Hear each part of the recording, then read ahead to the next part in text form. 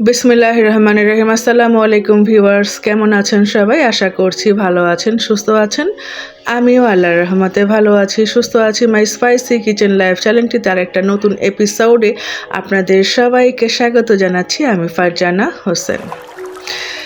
তো আমি এখন ভাতের চালটা ধুয়ে নিচ্ছি। কিছুক্ষণ অবশ্য আমি ভাতের চালটা ভিজিয়ে রেখেছিলাম। রান্না করার আগে আপনারা অবশ্যই ভাতের চাল 20 থেকে 30 মিনিট সময় আপনারা ভিজিয়ে রাখবেন। যদি আর একটু বেশি ভিজিয়ে রাখতে পারেন তবে সেটা খুব ভালো, তাহলে ভাতটা খুব সুন্দর লম্বা লম্বা ঝরঝরে হয়। তা আমি সবসময় এই প্রসেসেই ভাতটা রান্না করি। চালটা খুব সুন্দর করে ধুয়ে নিয়েছি, এখন আমি এটা চুলোতে বসিয়ে দিচ্ছি।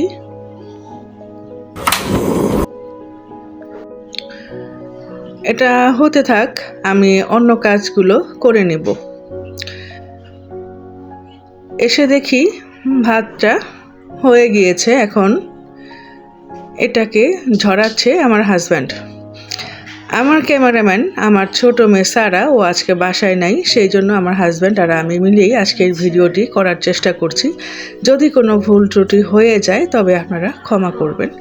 আমার চ্যানেলটি যারা দেখছেন ভিডিওটি, তারা স্কিপ করবেন না দয়া করে। আর ভিডিওটির কোনো অংশ ভালো লাগলে অবশ্যই কমেন্টে জানাবেন, লাইক করবেন, সাবস্ক্রাইব করবেন এবং আমার পাশেই থাকবেন। দেখুন আমার হাজব্যান্ড ভাতটা কোট দিয়ে নেড়ে ঝরঝরা করার সময় একদম যুদ্ধ করলো। ও এমনভাবে ভাত নাকড়ায় যেন মনে হয় ও যুদ্ধ করছে। এখন আমি এখানে মিষ্টি কুমড়াগুলো ধুয়ে নিচ্ছি, এটা আমি ভাজি করব। আমার বাসার প্রত্যেকটা মেম্বারই মিষ্টি কুমড়ার ভাজি খেতে খুব পছন্দ করে। কাঁচামরিচ দিয়ে দিলাম, ঢেকে দিচ্ছি। ততক্ষণে এটা হতে থাকবে, আমি লাল শাকটা সুন্দরভাবে ধুয়ে নেব। লাল শাকে অনেক ময়লা ছিল, মাটি ছিল, সেগুলো আমি খুব সুন্দর করে ভালোভাবে ধুয়ে নিচ্ছি। আর ভিডিও করছে আমার হাজব্যান্ড। আমি আগেই বলেছি যে আমার ভিডিও যে করে আমার ছোট মেয়েটা, সে আজকে বাসায় নেই। আমি আবার পানি পাল্টে সুন্দর করে ধুয়ে নিচ্ছি। এখান দিয়ে আবার মিষ্টি কুমড়াটাও প্রায় হয়ে এসেছে। এখানে একটু আমার নাড়াচাড়া করতে হচ্ছে, আর একটু চিনি দেব এটার মধ্যে, না হলে আবার আমরা মিষ্টি কুমড়ার ভাজি খেতে পারি না। ওটা একটু ঢেকে দিলাম, মনে হচ্ছে যে আর একটু পরে চিনি দিতে হবে। যে আমার লাল শাক ধোয়া কমপ্লিট হয়ে গিয়েছে, এখন আমি এখানে একটু চিনি দিয়ে নিলাম।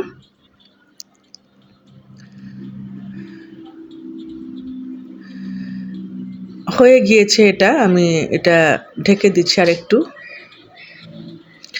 আবার চলে এসেছি এটাকে আবার নাড়াচাড়া করতে। এটা এখন আমি নাড়াচাড়া দিয়ে সুন্দরভাবে মিশিয়ে নিয়ে নামিয়ে ফেলবো।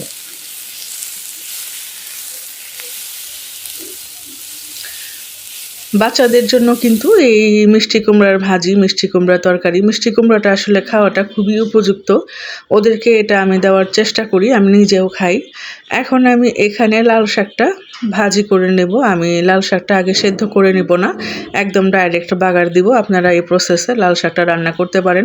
খুব অল্প সময়ের মধ্যে আমি আজকের এই রান্নাগুলো কমপ্লিট করব, কারণ আমার আজকে রান্নাঘরে আস্তে আস্তেই খুব দেরি হয়ে গিয়েছে। এখানে রসুনের সাথে পেঁয়াজ আর কাঁচামরিচ আমি খুব ভালো করে ভেজে নিয়ে এখন কেটে ধুয়ে রাখা লাল শাকগুলো সুন্দর করে আমি এখানে বাগার দিয়ে দিচ্ছি।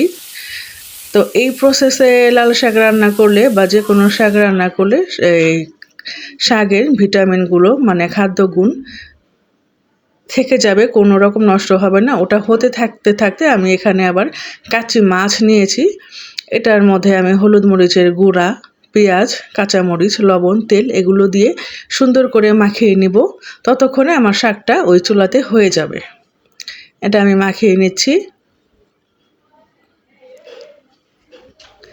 হালকা একটু পানি দিয়েছি পরিমাণ মতো। আমার মাখানো শেষ, এখন চলুন যাই শাকের কী অবস্থা সেটা দেখি। শাকটা পানি শুকিয়ে গিয়েছে, সুন্দরভাবে সেদ্ধ হয়ে গিয়েছে। এখন আমি এটা সুন্দরভাবে নেড়ে চেড়ে মিশিয়ে নিয়ে একটা বাটিতে সার্ভ করে রাখবো।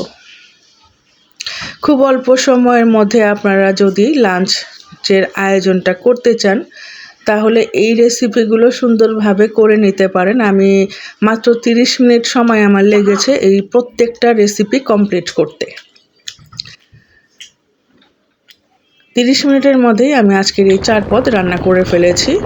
যেহেতু আমি অন্য কাজে ব্যস্ত ছিলাম, দুপুরে রান্নার জন্য আমি আগে রান্না করে আসতে পারিনি। খুব শর্ট সময়ের মধ্যে আপনারা এই রান্নাগুলো কমপ্লিট করে নিতে পারবেন। কাচ্চি মাছটা রান্না করতে কিন্তু খুব একটা সময় লাগে না, 5 মিনিটের মধ্যে এটা হয়ে গিয়েছিল। আপনারা করে দেখতে পারেন, এর থেকে বেশি সময় লাগবে না। এটা হয়ে গিয়েছে, ধনেপাতা দিয়ে আমি নামিয়ে নিলাম।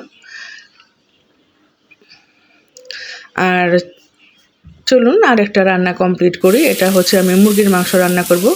তেল দিয়ে কড়াইতে আমি পেঁয়াজটা হালকা একটু ভেজে নিয়ে এখন মাংসটা এর মধ্যে দিয়ে খুব সুন্দরভাবে ভেজে নেব। এটা হচ্ছে ব্রয়লার মুরগি, আমি ব্রয়লার মুরগিটা এখন রান্না করছি। এর জন্য এটা খুব সুন্দর করে আমি ভেজে নেব। ভেজে এটার কালার চেঞ্জ হওয়া পর্যন্ত সময় পর্যন্ত আমি ভাজবো। তারপরে এখানে আমি দিয়ে দিলাম আদা রসুন বাটা। আমি এটা বুটের ডাল দিয়ে মানে ছোলার ডাল দিয়ে এটা রান্না করব। এটা খুব সুন্দরভাবে ভেজে নিচ্ছি। এখন এখানে দিয়ে দিব আমি জিরার গুঁড়া, আর দিলাম একটু স্পেশাল মশলা যেটা আমি বাসায় করে রেখেছি সেটা। তো এটা খুব সুন্দর করে ভেজে নিয়ে এখানে আমি দিয়ে দিচ্ছি হলুদ মরিচের গুঁড়া। অন্য কোনো মশলার এখানে ব্যবহার করব না। সামান্য একটু পরিমিত, একদমই পরিমিত এখানে আমি গরম মশলা ব্যবহার করব। দেখুন খুব অল্প পরিমাণ। তো আমি এটা খুব ভালো করে ভেজে নিচ্ছি। আর এখন এই যে আমি এই বুটের ডালটা মানে ছোলার ডালটা রাতে ভিজিয়ে রেখেছিলাম। এই ডালটার একটা টিপস আপনাদের বলি। তো এটা যখন আমি গরম পানি চুলায় দিয়েছি, এটা দিয়ে দিলাম গরম পানিটা। যখন আপনারা বুটের ডালটা দোকান থেকে আনবেন, একটু খেয়াল করে দেখে কিনবেন যেন এই ডালটা পুরানো না থাকে। নতুন ডাল কিনবেন আর সারা রাত ভিজিয়ে রাখবেন, অথবা রান্না করার আগে 3 ঘন্টা আগে এটা ভিজিয়ে রাখলে তখন আপনার রান্না করতে সময় একটুও সময় লাগবে না, দ্রুত সেদ্ধ হয়ে যাবে। আমি বুটের ডালটা মাত্র 5 মিনিটে সিদ্ধ করেছি। 5 মিনিটের মধ্যে আমার ডালটা সিদ্ধ হয়ে গিয়েছে। এখন আমি যে পরিমাণ গরম পানি দিয়েছিলাম সেটা সিদ্ধ করতে করতে এই পর্যন্ত আসছে। এখন বাকি গরম পানিটা আমি ঝোলের জন্য দিয়ে দিলাম। তো রাত্রে ভিজিয়ে রাখার কারণে ডাল কিন্তু খুব বেশি পানি শুষে নেবে না, কারণ সেটা অটোমেটিকলি পানি খেয়ে ফুলে আছে। তো আমার সেটা কমপ্লিট হয়ে গিয়েছে। আর এখন দেখুন আমি রান্না যা যা এখন করছি সেগুলো আপনাকে বাটিতে প্লেটে সার্ভ করে একটু দেখিয়ে দিলাম। আর এই যে এটা আমার রান্না হয়ে গিয়েছে, এটাকেও এখন আমি চুলা বন্ধ করে দিয়েছি। আর এটা 5 মিনিট পরে দেখুন এরকম সুন্দর দেখতে হয়েছে। এখান থেকে এখন আমি আমার ছেলেটার জন্য একটু তরকারি খাবারের মধ্যে দিব ওকে ভাতের সাথে, সেটাই আপনাদেরকে দেখাচ্ছি। তো কথা বলতে বলতে আমার ভিডিও শেষ। খোদা হাফেজ।